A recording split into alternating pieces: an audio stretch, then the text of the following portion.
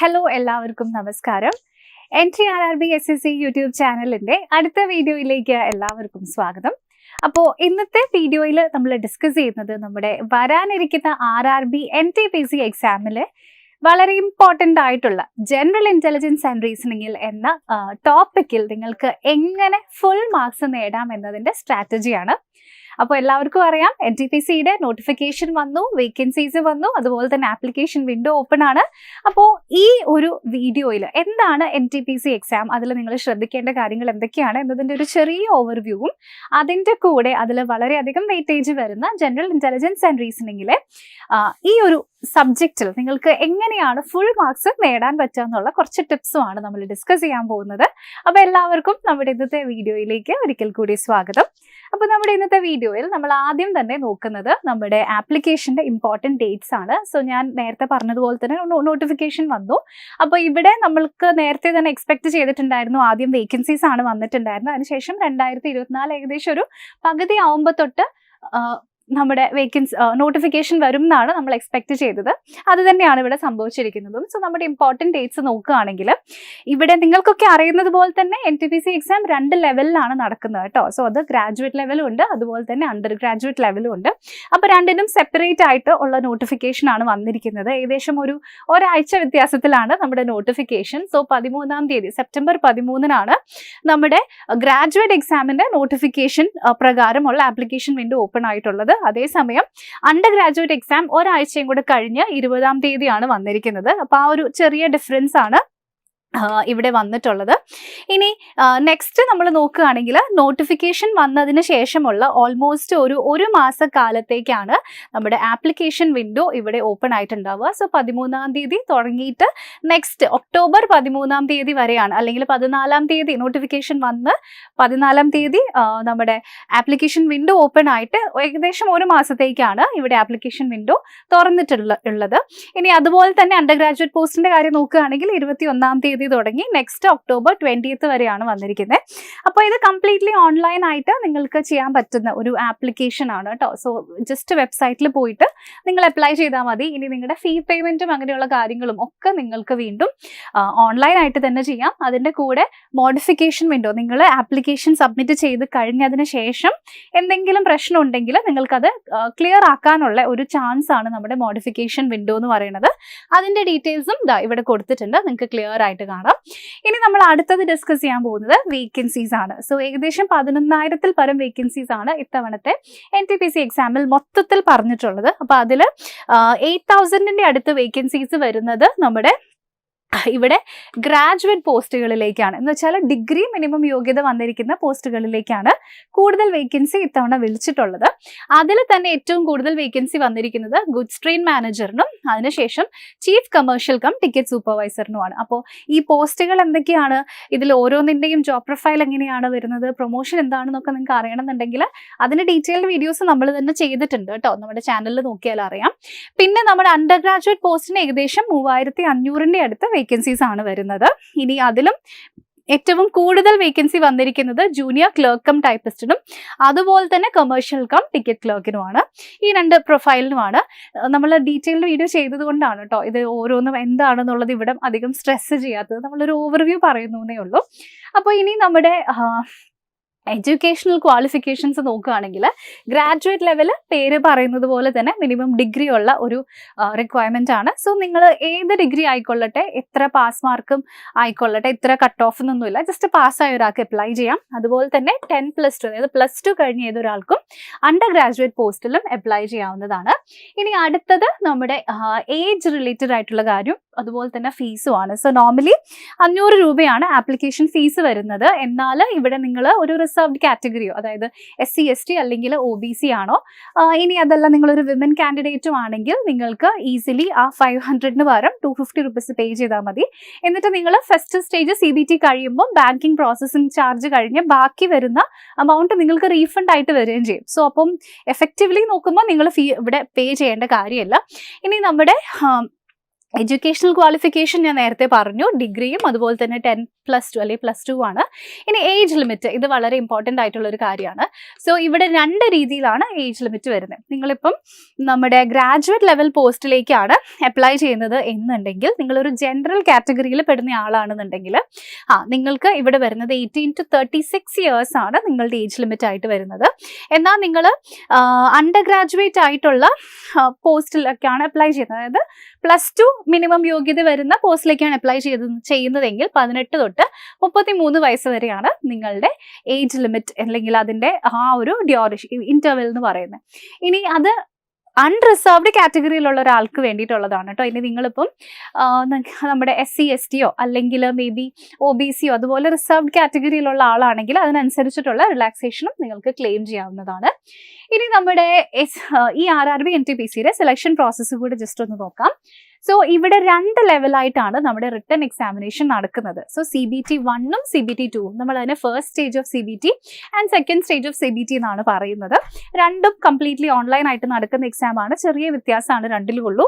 2 എണ്ണത്തിലും ഇവിടെ റീസണിങ്ങിന് അത്യാവശ്യം നല്ല വെയിറ്റേജ് ഉണ്ട്.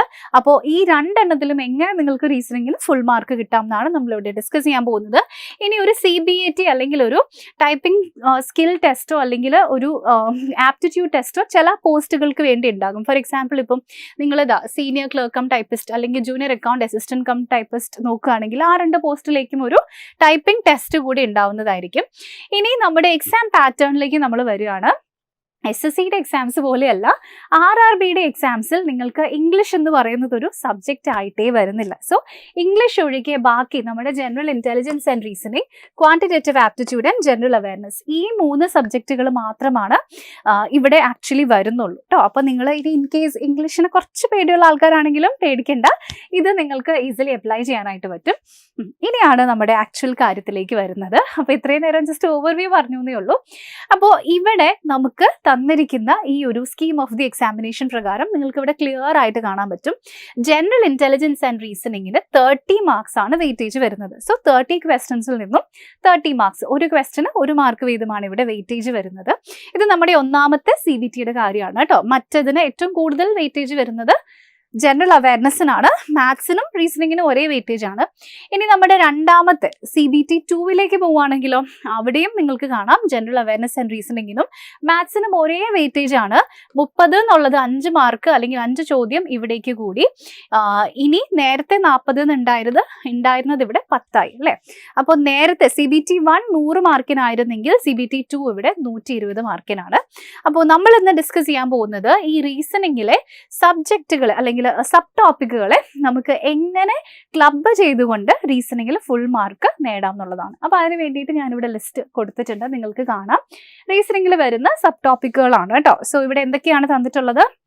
അനാലജീസ് ഉണ്ട്, number and alphabetical series, coding decoding, mathematical operations, similarities and differences, ഇതിനെ നമ്മൾ ഓഡ് വൺ ഔട്ട് എന്ന് പറയാറുണ്ട്. ഇത് റിലേഷൻഷിപ്സ്, ബ്ലഡ് റിലേഷൻഷിപ്സ് ആണ്. Analytical reasoning, syllogism, ജംബ്ലിംഗ്, Venn diagram and puzzle. ഇത് എല്ലാം ഡീറ്റെയിൽ ആയിട്ട് പറയുന്നില്ല, പല വീഡിയോസിലും നമ്മൾ ഡീറ്റെയിൽഡ് സിലബസ് പറഞ്ഞു പോയി, അതായത് വിത്ത് എക്സാമ്പിൾ ക്വസ്റ്റ്യൻ ചെയ്തത് കൊണ്ടാണ് ഡീറ്റെയിൽഡ് ആയിട്ട് പറയാത്തത്. നിങ്ങൾ ആ വീഡിയോസ് റെഫർ ചെയ്താൽ മതി. ഇനി അതല്ല ഡീറ്റെയിൽ ആയിട്ട് പറയണം, അല്ലെങ്കിൽ ഈ NTPCനെ സ്പെസിഫിക് ആയിട്ട് ഓരോ സബ്ജക്റ്റും സബ് ടോപ്പിക്കും പറയണമെന്നുണ്ടെങ്കിൽ ജസ്റ്റ് ഒന്ന് മെൻഷൻ ചെയ്താൽ മതി കോമൻസിൽ, നമുക്ക് അങ്ങനെ ചെയ്യാം. പിന്നെ വരുന്നത് data sufficiency, statement conclusion, course of action, decision making, maps, interpretation of graphs. അപ്പോൾ ഇതൊക്കെയാണ് നമ്മുടെ സബ് ടോപ്പിക്കിൽ വരുന്നത്. ഓക്കെ, അപ്പോൾ കഴിഞ്ഞ വർഷം എന്ന് വെച്ചാൽ ഇതിന് മുമ്പത്തെ NTPC എക്സാം 2019 നടന്നത്. സോ അത് പ്രകാരം ഉള്ള നമ്മുടെ സിലബസ് ഒക്കെ അനലൈസ് ചെയ്തപ്പം കിട്ടിയിരിക്കുന്ന ഒരു ചെറിയ ചാർട്ടാണ് ഇവിടെ വെച്ചിരിക്കുന്നത്. എന്താണ് ഇതിൽ നമുക്ക് കാണാൻ പറ്റുന്നത്? ഇതിനു മുമ്പ് നടന്നിട്ടുള്ള എക്സാമിനേഷനിൽ കൂടുതലും ക്വസ്റ്റ്യൻസ് ചോദിച്ചിരിക്കുന്ന ടോപ്പിക്കുകളാണ് ഇവിടെ ലിസ്റ്റ് ചെയ്തിരിക്കുന്നത്. ഫോർ എക്സാമ്പിൾ, കോഡിംഗ് ആൻഡ് ഡീകോഡിങ്ങിൽ നിന്നും അത്യാവശ്യം നല്ല രീതിയിൽ ചോദ്യങ്ങൾ ഇതിനു മുമ്പ് നടന്ന എക്സാംസിൽ ഉണ്ടായിരുന്നു. അതുപോലെ തന്നെ മാത്തമാറ്റിക്കൽ ഓപ്പറേഷൻസിൽ നിന്നും ചോദ്യങ്ങൾ അധികം വന്നിട്ടുണ്ടായിരുന്നു, ബ്ലഡ് റിലേഷൻഷിപ്പിൽ നിന്നും ഒക്കെ വന്നിട്ടുണ്ട്. അപ്പോൾ ഇങ്ങനെയാണ് ഒരു ആവറേജ് എന്നുള്ള രീതിയിൽ ഇതിനു മുമ്പ് നടന്ന എക്സാമിൽ ചോദിച്ചിട്ടുള്ളത്. പക്ഷേ എന്ന് കരുതി ഈ എക്സാം ഇതേ പാറ്റേൺ പിന്തുടരും എന്നൊന്നും നമുക്ക് പറയാൻ പറ്റില്ല. പക്ഷേ ഏകദേശം ഇമ്പോർട്ടൻ്റ് ആയിട്ടുള്ള ടോപ്പിക്കുകളെയൊക്കെ നമുക്ക് ജസ്റ്റ് ഒന്ന് അസ്യൂം ചെയ്യാനായിട്ട് പറ്റും. സോ അത് പ്രകാരം എനിക്ക് നിങ്ങളോട് ചോദിക്കാനുള്ളത്, എങ്ങനെയാണ് ഞാൻ നേരത്തെ പറഞ്ഞു ടോപ്പിക്സ് ക്ലബ്ബ് ചെയ്ത് റീസണിങ് പഠിക്കാൻ പറ്റും അല്ലേ, എങ്ങനെയാണ് നമുക്കത് ചെയ്യാൻ പറ്റുക? സോ ഞാൻ ഇവിടെ നിങ്ങൾക്ക് ഒരു ലിസ്റ്റ് ഓഫ് ടോപ്പിക്സ് NTPCയുടെ സിലബസിൽ വരുന്നത് കാണിച്ചു തന്നെ അല്ലേ. അതിൽ പേര് കേൾക്കുമ്പം ടോപ്പിക്സ് ഒരുപോലെയോ അങ്ങനെയൊന്നും ആയിരിക്കില്ല. ഫോർ എക്സാമ്പിൾ, ഒരു ടോപ്പിക് ഉണ്ട് വെൻ ഡയഗ്രാം, അടുത്ത ടോപ്പിക് ഉണ്ട് സില്ലോജിസം. ഇത് രണ്ടും പേര് കേട്ടിട്ട് യാതൊരു ബന്ധവുമില്ല. സോ ബേസിക്കലി പക്ഷേ ഈ സില്ലോജിസം എന്ന് പറയുന്നത് വെൻ ഡയഗ്രാമിന്റെ ആപ്ലിക്കേഷൻ ആണ്. വെൻ ഡയഗ്രാം നിങ്ങൾ പഠിച്ചു കഴിഞ്ഞാൽ അതേ സാധനം എടുത്ത് അപ്ലൈ ചെയ്യുന്നതാണ് ഈ സില്ലോജിസം എന്ന് പറയുന്നത്. ഓക്കെ, നിങ്ങൾ കണ്ടിട്ടുണ്ടാവും ഓൾ ARB, ഓൾ BRC, അങ്ങനെയെങ്കിൽ ഓൾ ARC എന്ന് പറയാൻ അതൊരു കൺക്ലൂഷൻ ആവുമല്ലോ എന്നുള്ള ക്വസ്റ്റ്യൻസ് ഒക്കെ കണ്ടിട്ടുണ്ടാവും അല്ലേ. അപ്പൊ അതുപോലെ നമുക്ക് ടോപ്പിക്സിനെ ഈസിലി റിലേറ്റ് ചെയ്യാനായിട്ട് പറ്റും. ഓക്കെ, അപ്പൊ ഞാൻ മൊത്തം റീസണിങ്ങിനെയും ഇവിടെ അതുപോലെ റിലേറ്റ് ചെയ്യുന്നില്ല. അങ്ങനത്തെ ഒരു വീഡിയോ നമ്മൾ വേറെ ചെയ്യുന്നുണ്ട്. ഈ ഒരു വീഡിയോയിൽ നമ്മൾ with reference to RRB NTPC എങ്ങനെയാണ് ടോപ്പിക്സ് ക്ലബ്ബ് ചെയ്യാമെന്നാണ് നമ്മൾ നോക്കുന്നത്. ഓക്കെ, അപ്പോൾ അതിനുവേണ്ടി ഞാൻ ഇവിടെ 3 ടോപ്പിക്സ് ആണ് എക്സാമ്പിൾ ആയിട്ട് എടുക്കുന്നത്. ഞാനിവിടെ ഒന്നാമത് എക്സാമ്പിൾ എടുക്കുന്ന ടോപ്പിക് എന്ന് പറയുന്നത് കോഡിംഗ് ആൻഡ് ഡീകോഡിംഗ് ആണ്. ഇനി അടുത്തതായിട്ട് ഞാനിവിടെ എടുക്കുന്ന ടോപ്പിക് നമ്പർ സീരീസ് അല്ലെങ്കിൽ alphabet series and alphabet analogy, ഈ ഒരു ടോപ്പിക് ഞാൻ എടുക്കുന്നുണ്ട്. ഇനി അതിനുശേഷം ഞാൻ എടുക്കുന്ന അടുത്ത ടോപ്പിക് ഓഡ് വൺ ഔട്ട് അല്ലെങ്കിൽ ക്ലാസിഫിക്കേഷൻ ആണ്. ഓക്കെ, അപ്പോൾ ഇത് 3ഉം അത്യാവശ്യം നല്ല രീതിയിൽ വെയിറ്റേജ് വരുന്ന ടോപ്പിക്സ് ആണ്. നമ്മളിതാ നേരത്തെ കണ്ട സ്ലൈഡിൽ നോക്കിക്കേ, കോഡിംഗ് ആൻഡ് ഡീകോഡിംഗിൽ നിന്ന് ക്വസ്റ്റ്യൻസ് ഉണ്ടായിരുന്നു, അനാലജിയിൽ നിന്ന് ക്വസ്റ്റ്യൻസ് ഉണ്ടായിരുന്നു, ഓഡ് വൺ ഔട്ടിൽ നിന്നും ക്വസ്റ്റ്യൻസ് ഉണ്ടായിരുന്നു. ഓക്കെ, അപ്പോൾ ഇത് 3 ടോപ്പിക്സ് ആണ് കേട്ടോ. ഇത് 3ഉം കൂടെ നമുക്ക് ക്ലബ് ചെയ്തിട്ട് എങ്ങനെയാണ് ക്വസ്റ്റ്യൻസ് സോൾവ് ഒക്കെ ചെയ്യാനായിട്ട് പറ്റും, എങ്ങനെയാണ് നമുക്കത് ചെയ്യാനായിട്ട് പറ്റുക? സോ ജസ്റ്റ് നിങ്ങൾ ഒന്ന് ശ്രദ്ധിച്ചു നോക്കുക. ഈ 3 ടോപ്പിക്കിലും ഏകദേശം പൊതുവായിട്ട് വരുന്ന കാര്യങ്ങൾ എന്ന് പറയുന്നത് ഇതിൽ 3 ഒരേ ലോജിക്കിൽ നിന്നാണ് ക്വസ്റ്റ്യൻസ് വരും. അപ്പോൾ ഇതിൽ 3 ആൽഫബറ്റ്സിന്റെ ലോജിക്കിൽ നിന്നും നിങ്ങൾക്ക് ക്വസ്റ്റ്യൻസ് വരും. അതായത് തന്നിരിക്കുന്ന ആൽഫബറ്റ് ക്ലസ്റ്റേഴ്സ് ഉണ്ടെങ്കിൽ അതിനെ ഉപയോഗിച്ച് കോഡിങ്ങിന്റെ ചോദ്യങ്ങൾ വരാം, അല്ലെങ്കിൽ ആൽഫബറ്റ് ക്ലസ്റ്റേഴ്സിന്റെ സീരീസ് വെച്ചിട്ട് ക്വസ്റ്റ്യൻസ് വരാം, ആൽഫബറ്റ് ക്ലസ്റ്റേഴ്സ് അനാലജി വന്നിരിക്കുന്ന ക്വസ്റ്റ്യൻസ് വരാം, അല്ലെങ്കിൽ ഈ കൂട്ടത്തിലെ ഓഡ് ആയിട്ടുള്ള ആൽഫബറ്റ്സിനെ കണ്ടുപിടിക്കാനുള്ള ക്വസ്റ്റ്യൻസ് വരാം. ഓക്കെ, അതല്ലെങ്കിൽ പിന്നെ നമുക്ക് വരുന്ന ക്വസ്റ്റ്യൻസ് നമ്പറിന്റെ ലോജിക് വെച്ചിട്ടാണ്. അപ്പോൾ ഈ ടോപ്പിക്സുകളിൽ, ഈ എടുത്തിരിക്കുന്ന 3 ടോപ്പിക്സിൽ ഇത് രണ്ടും നിങ്ങൾ പഠിച്ചിട്ടുണ്ടെങ്കിൽ ഇവിടെ 3 അല്ലെങ്കിൽ 4 ടോപ്പിക് കവർ ചെയ്തു. ഓക്കെ, എന്ന് വെച്ചാൽ കോഡിംഗ് ആൻഡ് ഡീകോഡിംഗ് തീർന്നു, സീരീസ് കഴിഞ്ഞു, അനാലജി കഴിഞ്ഞു, ക്ലാസിഫിക്കേഷൻ കഴിഞ്ഞു. ഇതിലൊക്കെ കുറച്ച് വ്യത്യാസം വരുന്നത് എന്താണെന്ന് വെച്ചാൽ ഇപ്പം സീരീസിൽ ഫിഗർ സീരീസിന്റെ ക്വസ്റ്റ്യൻസും കൂടെ ചിലപ്പോൾ വരാം, കോഡിംഗ് ആൻഡ് ഡീകോഡിംഗിൽ ഇല്ലാത്തൊരു ലാംഗ്വേജ് വെച്ചിട്ട് വേറെങ്കിലും ക്വസ്റ്റ്യൻസ് വരാം. ഓക്കെ, അപ്പോൾ ആ രീതിയിലും കൂടെ ചിലപ്പോൾ വരാം. പക്ഷേ ഇത് നിങ്ങൾ പഠിച്ചിട്ടുണ്ടെങ്കിൽ ഈ 3 അല്ലെങ്കിൽ 4 ടോപ്പിക്കും ഒരു 90% കവേർഡ് ആയി എന്ന് നമുക്ക് ഇവിടെ പറയാം. ഓക്കെ, അപ്പോൾ അത് ഞാൻ ചുമ്മാ പറയല്ല, ഞാനൊരു എക്സാമ്പിൾ കാണിച്ചു തരാം. കുറച്ച് ക്വസ്റ്റ്യൻസ് ഇവിടെ എടുക്കുന്നുണ്ട്. നമ്മളിവിടെ എടുത്തിരിക്കുന്ന ആദ്യത്തെ ചോദ്യം NTPCയുടെ 2020 പ്രീവിയസ് ഇയർ ക്വസ്റ്റ്യൻ ആണ് കേട്ടോ. എല്ലാം പ്രീവിയസ് ഇയർ ക്വസ്റ്റ്യൻസ് ആണ് എടുത്തിരിക്കുന്നത്. അപ്പോൾ ഈ ടോപ്പിക് അനാലജി, ആൽഫബറ്റ് അനാലജി എന്ന് പറയുന്ന ടോപ്പിക്കാണ്. ചോദ്യം വായിച്ചു നോക്കാം. Select the option that is related to the third letter cluster in the same way as the second letter cluster is related to the first letter cluster. ഇവിടെ RAMO is to SCPS, അങ്ങനെയെങ്കിൽ VXMJ is to dash. ഇതാണ് ചോദ്യം. എങ്ങനെ solve ചെയ്യും?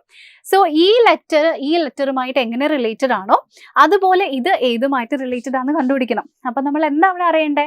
ആൽഫബറ്റ്സിന്റെ place value അല്ലേ. So ആൽഫബറ്റ്സിന്റെ logic മാത്രം മതി. Okay, അപ്പൊ ഇവിടെ ഓപ്ഷനിലെല്ലാം W ഉണ്ട്. അപ്പോൾ നമ്മുടെ ഈ ആദ്യത്തെ Rനെയും Sനെയും റിലേറ്റ് ചെയ്തില്ലെങ്കിലും കുഴപ്പമൊന്നുമില്ല. ഇവിടെ എന്തായാലും W ആണ് വരുള്ളൂ അല്ലെ.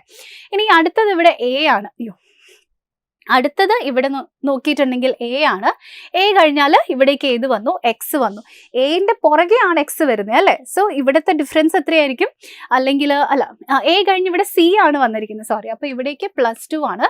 അപ്പോൾ X കഴിഞ്ഞ് നമുക്ക് ഇവിടെ +2 വന്നിട്ടുണ്ടെങ്കിൽ നമ്മുടെ വാല്യൂ ഇവിടെ ഏതായിരിക്കണം വന്നിട്ടുണ്ടാവുക? അതുപോലെയാണ് നമ്മുടെ ഈ ഒരു ലോജിക്ക് നമ്മൾ കണ്ടുപിടിക്കേണ്ടത്. ഓക്കെ, അപ്പോൾ രണ്ടാമത് ഇവിടെ വരുന്നത് Z ആയിരിക്കും. Xന്റെ കൂടെ നിങ്ങൾ +2 ആഡ് ചെയ്ത് കഴിഞ്ഞാൽ ഇവിടെ Z വരണം. Z ഇവിടെ ഒറ്റ ഓപ്ഷനിലേ ഉള്ളൂ, ഓപ്ഷൻ ഡി ശരി ഉത്തരം. ഓക്കെ, അപ്പൊ ഇത് വെച്ചിട്ട് തന്നെ നിങ്ങൾക്ക് ആൻസർ കിട്ടും.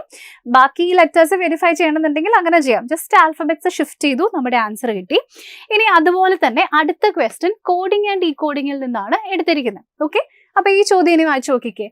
In A certain code language, if Kanpur is written as LZOO VQ, how will Lucknow be written in the same code language? So ഇത് വീണ്ടും 2021 ക്വസ്റ്റ്യൻ പേപ്പറിലെ വേറെ ടോപ്പിക് കേട്ടോ. കോഡിംഗ് ആൻഡ് ഡീകോഡിംഗ് ഇത് വേറെ ചോദ്യമാണ്. ഇതെങ്ങനെയാണ് നമുക്ക് സോൾവ് ചെയ്യാൻ പറ്റുക? അപ്പോൾ ഇതെല്ലാം സ്റ്റാർട്ട് ചെയ്യുന്നത് എമ്മിലാണ്. അപ്പോൾ പിന്നെ എമ്മിനെ നോക്കണ്ട, അവിടെ പോട്ടെ. അപ്പോൾ ബാക്കിയുള്ള റിലേഷൻഷിപ്പ് നമുക്ക് എങ്ങനെയാണ് കിട്ടുകയെന്ന് ഇതേപോലെ തന്നെ നോക്കാം. കെയും എല്ലും റിലേറ്റ് ചെയ്യേണ്ട, അത് കഴിഞ്ഞ് എയും സെഡും റിലേറ്റ് ചെയ്തു, എയുടെ തൊട്ട് പുറകിൽ. അപ്പോൾ ഇവിടെ ഏത് വരണം? -1 വരണം. നമുക്ക് അപ്പോൾ ഇവിടേക്ക് -1 ചെയ്താൽ ടി വരണം അല്ലേ? സോ ടി വരാത്ത 2 ഓപ്ഷൻസ് ഉണ്ട്, രണ്ടെണ്ണത്തിനെയും എലിമിനേറ്റ് ചെയ്യാം. ക്ലിയർ? ഇനി ഇതിൽ രണ്ടിലും ഇവിടെ സെഡ് ആണ് വന്നിരിക്കുന്നത്. അപ്പോൾ ഇനി അടുത്തത് നോക്കിയാൽ മതി. ഇനി ഇവിടെ പി നോക്കിയിട്ടുണ്ടെങ്കിൽ റിലേറ്റഡ് ടു O ആണ്, 15ഉം 16ഉം ആണ്, -1 ആണ്. അപ്പോൾ ഇവിടേക്കും നമ്മൾ -1 നോക്കിയിട്ടുണ്ടെങ്കിൽ ആൻസർ ചെയ്ത് വരണം. ഇവിടെ നമുക്ക് ജെ വരണം, ഓപ്ഷൻ എ ശരി ഉത്തരം. അപ്പോൾ നമ്മൾ കഴിഞ്ഞ ക്വസ്റ്റനിൽ യൂസ് ചെയ്ത ലോജിക് എന്താ? ആൽഫബറ്റ്സിന് ഷിഫ്റ്റ് ചെയ്യുന്നു. ഈ ക്വസ്റ്റനിൽ യൂസ് ചെയ്ത ലോജിക്കും ആൽഫബറ്റ്സിന് ഷിഫ്റ്റ് ചെയ്യുന്നു. പക്ഷേ രണ്ടും 2 ടോപ്പിക്കാണ്. ഒന്ന് അനാലജിയും ഒന്ന് കോഡിംഗ് ആൻഡ് ഡീകോഡിംഗും ആണ്. ലോജിക്ക് പക്ഷേ സെയിം ആണ്. ഇനി ഒന്നുകൂടി ഒരു ക്വസ്റ്റ്യനും കൂടി കാണിച്ചു തരാം. ഇത് ഓഡ് വൺ ഔട്ട് അല്ലെങ്കിൽ ക്ലാസിഫിക്കേഷൻ എന്ന് പറയുന്ന ടോപ്പിക്കാണ് കേട്ടോ. ഇതിന്റെ ചോദ്യം വായിച്ചു നോക്കിക്കേ. 4 letter clusters have been given, out of which 3 are alike in one manner and 1 is different. Select the odd one. അപ്പോൾ ഈ കൂട്ടത്തിൽ ഡിഫറെൻ്റ് ആയിട്ടുള്ളതിനെ കണ്ടുപിടിക്കാം. അപ്പോൾ ഇവിടെ JMLK, VYXW, PSRQ, CGEF ഇതാണ് തന്നേക്കുന്നത്. ഓക്കെ, അപ്പോൾ ഇതെങ്ങനെ സോൾവ് ചെയ്യാൻ പറ്റും? അതേ ലോജിക്ക് തന്നെ ഇവിടെ നോക്കുക. ജെയും എമ്മും തമ്മിലുള്ള വ്യത്യാസം +3, 10ഉം 13 അല്ലേ? വിയും വൈയും 22ഉം 25ഉം +3, 16ഉം 19ഉം +3, 3ഉം 7ഉം ഇവിടെ മാത്രം +4 ആണ്. സോ ഷിഫ്റ്റിങ്ങിൽ ഇവിടെ +4 വന്നു. ഈ കൂട്ടത്തിൽ ഡിഫറെൻ്റ് ആയിട്ടുള്ളത് ഓപ്ഷൻ നമ്പർ ഡി. ഓക്കെ, അപ്പോൾ ഈ 3 ക്വസ്റ്റനിലും നമ്മൾ യൂസ് ചെയ്തിരിക്കുന്ന ലോജിക് എന്താണ്? Shifting of alphabets. പക്ഷേ ടോപ്പിക്സ് എല്ലാം വേറെയാണ്. ഒന്ന് അനാലജി ആണ്, അടുത്തത് കോഡിംഗ് ഡീകോഡിംഗ് ആണ്, അടുത്തത് ഓഡ് വൺ ഔട്ട് ആണ്. അപ്പോൾ ഈ ഒരൊറ്റ കോൺസെപ്റ്റിൽ നിങ്ങൾക്ക് 3 ടോപ്പിക്കുകൾ കവേർഡായി. ഓക്കെ, അപ്പോൾ ഇതുപോലെ ടോപ്പിക്സ് ക്ലബ്ബ് ചെയ്തിട്ട് നമ്മൾ പഠിക്കുകയാണെങ്കിൽ തീർച്ചയായിട്ടും നിങ്ങൾക്ക് വളരെ എളുപ്പത്തിൽ ഈ കംപ്ലീറ്റ് റീസണിങ്ങിൽ ഫുൾ മാർക്സ് നേടാനായിട്ട് പറ്റും. ഓക്കെ, അപ്പോൾ ചിലപ്പോൾ നിങ്ങളൊരു ബിഗിനർ ആണെങ്കിൽ ഏതൊക്കെ ടോപ്പിക്സ് ക്ലബ്ബ് ചെയ്യണം എന്നുള്ള ഐഡിയാസ് ഒന്നും ഉണ്ടാവില്ല, നമുക്കറിയാം, സ്വാഭാവികം. സോ അങ്ങനെയുള്ള പ്രശ്നങ്ങളൊക്കെ നിങ്ങൾക്ക് വരുന്നുണ്ടെങ്കിൽ നിങ്ങൾ പേടിക്കേണ്ട. RRB NTPCക്ക് വേണ്ടി നമ്മളൊരു അടിപൊളി ബാച്ചസ് ലോഞ്ച് ചെയ്തിട്ടുണ്ട്. സോ ഇതൊരു 6 months RRB NTPC കോഴ്സാണ്. നമ്മുടെ ബാച്ചിൻ്റെ പ്രത്യേകതകളൊക്കെ നിങ്ങൾക്ക് അറിയാലോ. റെക്കോർഡഡ് ക്ലാസ്സസ് ഉണ്ടായിരിക്കും, അതേ ടീച്ചേഴ്സിൻ്റെ തന്നെ ലൈവ് ക്ലാസ്സസ്, അതായത് ഡൗട്ട് ക്ലിയറിംഗ് സെഷൻസോടുകൂടി ലൈവ് ക്ലാസ്സസ് ഉണ്ടായിരിക്കും. 100% മെന്റർഷിപ്പ് നിങ്ങൾക്ക് ഉണ്ടായിരിക്കും. എപ്പോൾ വേണമെങ്കിലും ഡൗട്ട്സ് നിങ്ങളുടെ മെന്റേഴ്സുമായിട്ട് നിങ്ങൾക്ക് ഷെയർ ചെയ്യാം. അതുകൂടാതെ തന്നെ മോക്ക് ടെസ്റ്റുകളും ലൈവ് ക്വിസസും ഒക്കെ നമ്മുടെ ആപ്പിൽ നിങ്ങൾക്ക് അവൈലബിൾ ആയിരിക്കും. ഓക്കെ, അപ്പോൾ ഇത്രയും ഫീച്ചേഴ്സ് ഒക്കെയുള്ള നമ്മുടെ RRB NTPCയുടെ 6 monthsന്റെ പുതിയ ബാച്ച് ലോഞ്ച് ചെയ്തിട്ടുണ്ട്. അതിൻ്റെ കാര്യങ്ങളൊക്കെ നിങ്ങൾക്ക് കൂടുതൽ അറിയണം എന്നുണ്ടെങ്കിൽ അതാ സ്ക്രീനിൽ കാണുന്ന ഈ ഒരൊറ്റ നമ്പറിൽ ഒന്ന് കണക്ട് ചെയ്താൽ മതി. അതുപോലെ തന്നെ NTPCയുടെ ഒരുപാട് വീഡിയോസ് നമ്മുടെ ചാനലിൽ നമ്മൾ ഇടുന്നുണ്ട്. ഈ മെഡിക്കൽ റിലേറ്റഡ് ആയിട്ടുള്ള കാര്യങ്ങളും അല്ലെങ്കിൽ ഡോക്യുമെൻ്റ് അപ്ലോഡ് ചെയ്യേണ്ട പ്രോസസ്സും ഒക്കെ ഒരുപാട് നമ്മൾ ഇടുന്നുണ്ട്. അപ്പോൾ അതിലൊക്കെ എന്തെങ്കിലും ഡൗട്ട് ഉണ്ടെങ്കിൽ നിങ്ങൾ നമ്മുടെ വീഡിയോയുടെ ഡിസ്ക്രിപ്ഷനിൽ ഒരു ഗൂഗിൾ ഫോം കൊടുത്തിട്ടുണ്ട്, അതിൽ എഴുതി ചോദിച്ചാൽ മതി. നമ്മുടെ അക്കാഡമിക് കൗൺസിലർ നിങ്ങളെ അങ്ങോട്ട് കോൺടാക്ട് ചെയ്യുന്നതായിരിക്കും. ഇനി അത് മാത്രമല്ല, NTPC എക്സാമിന് വേണ്ട ഡീറ്റെയിൽഡ് ആയിട്ടുള്ള ഒരു വെൽ പ്രിപ്പയർഡ് ആയിട്ടുള്ള സ്റ്റഡി പ്ലാൻ കൂടെ ഈ വീഡിയോയുടെ ഡിസ്ക്രിപ്ഷനിൽ നമ്മൾ ആഡ് ചെയ്തിട്ടുണ്ട്. ഓക്കെ, അപ്പോൾ അതിൻ്റെ ഡീറ്റെയിൽസ് നിങ്ങൾക്ക് വേണമെങ്കിലും ജസ്റ്റ് ഡിസ്ക്രിപ്ഷനിലുള്ള ലിങ്കിൽ ക്ലിക്ക് ചെയ്താൽ മതി. ഓക്കെ, അപ്പോൾ ഇത്രയും കാര്യങ്ങളാണ് ഇന്നത്തെ വീഡിയോയിൽ നമ്മൾ ഡിസ്കസ് ചെയ്തത്. അപ്പോൾ നമ്മൾ പറഞ്ഞതിൽ എന്തെങ്കിലും ഡൗട്ടോ ക്വസ്റ്റനോ വന്നാൽ തീർച്ചയായിട്ടും കോമെന്റ്സിലൂടെ എഴുതി ചോദിക്കും. അടുത്ത വീഡിയോയിൽ വീണ്ടും കാണാം. Thank you so much for watching.